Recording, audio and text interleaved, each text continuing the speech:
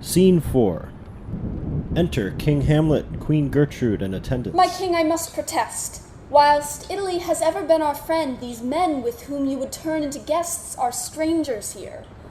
These sailors do bring spice, but having such strange men in castelars unwatched and left unattended in our halls doth cause concern, and I do deem it much unwise. What harm?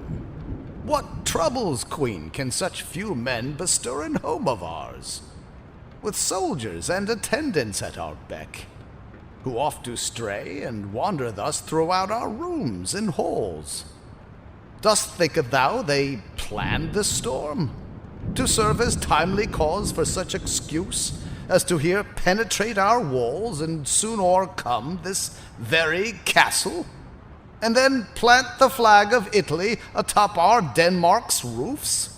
I thinketh no such thoughts, but natures of some men be strange and unpredictable. And whilst I do believe that most of these Venetian sailors do possesseth naught but goodly qualities, it takes but one distempered knave to cause disruption in a house, and no more than one man to kill another man. Therefore I do request of thee to reconsider thy decision now. Come. Enough of these suspicions dark and paranoid indeed.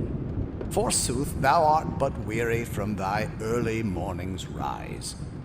I have more qualities than of mere man, for I am Denmark all, and so cannot be killed, as thou dost say, by single man.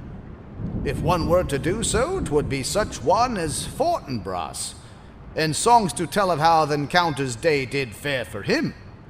And if for thy own safety thou dost fear, do think on how thy flesh is flesh of me. For vows of ours do make our fleshes one.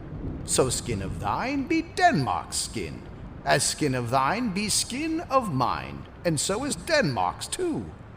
And none but flesh of mine may penetrate thy skins. Therefore, let us receive these men as guests, and show such courtesies that do now represent our Denmark as she is, as we would want of Italy should we e'er find ourselves so trapped on shores of hers. Pray, grant them entrance to our home, and let us not be seen to frown or furrow at their presence in our halls and castle walls. I fear this rain and weather doth now serve as wooden horse for sailor from across the sea. Welcome, Venetian travelers. From seas and oceans you have come, and glad we are that heaven doth permit our Denmark this good opportunity to aideth thy discourses with the wind and rain. For now this weather doth require all men to join on battlefield against the world, whose force and violent temper doth not care nor come for the intentions nor the plans of man. Good king! On bended knee I proffer thus the thanks and gratitude that cannot hope to reach the summit of the deeds thou hast performed for me and men of mine. 'Twould seem I did o'ervalue much my ship's low bilge and belly's bottom, for the wood gave way to torrents that did stir below, and though it need not more than but a few good hours to mend the holes with sailors these, the rain prohibits any progress of such work, that the good deeds of thine essential be. For work's respite doth want protection from the skies above, and that thou hast bequeathed. The morning shall soon bring the sun and light, and under which we can repair our ship, and ere it's done begin our journey back to home of ours, with Denmark's blessing, Lord. I pray the day will bring clear skies to aid the carpentry of ship and wood. But pray, do stay a while, and feast with us on this night's eve, for then do we all celebrate my son, the Prince of Denmark, ere he doth return to Wittenberg in order to conclude his studies there.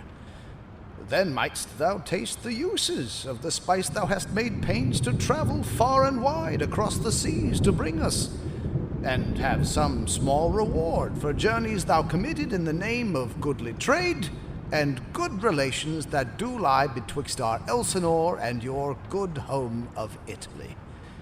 For surely there be seats at tables ours for sailors that do number those you have aboard thy ship. 1,000 thanks, my king!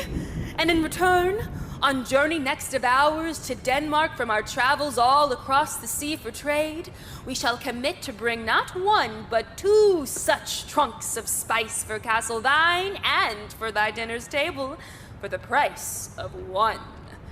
The seas have made us rough and crude, I fear, of manner and of speech, but feast of thine is often dreamed by our desires, whilst we roam the ocean's waves and water's sprays. So many thanks for me and men of mine, for this respite from journey hours to home. My captain, rise. This gift is generous, and is here met with gratitude and thanks from me, my wife, and certain cook, who shall be told in quarters his below.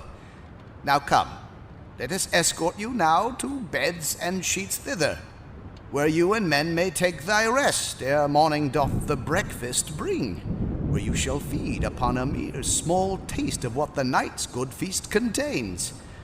And whilst we walk, I crave to hear of ventures thine across the sea.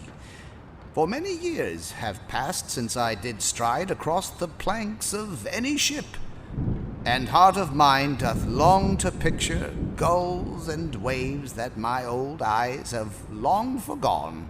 Obey the king! We follow thee.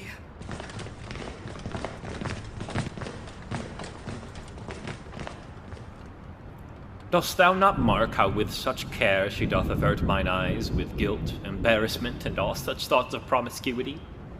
I must appear to be respectful of her wish for me to be now gone back home to Venice and to find much sorrow in our ship's delay. By occupying my good time on Elsinore with women or with men in her own presence, but meanwhile to disassociate with her, save but a glance or dreamy thoughtful look, to then so quickly act as if our beauty has but momentarily ensnared mine eyes and thus my soul, then she will soon believe that fate has caused the wreckage of our ship, and thus that fate be coaxing time of our shared presence and not actions mine. I must befriend a fellow close to her, ideally of some royalty, that he may bring us in a common space, and I may say that accident has brought the 2 of us into a common circle, and I must remain for fear of so offending my new Denmark friend, and thus she may pretend to bear my conversation for our common friend, which will permit her thoughts and views of me to flourish and to grow and lack all shame, for secret love may climb to such degrees, while secret it is kept for days on end. Since God doth aid me from the sky this morn, he gives me strength and reason to be born.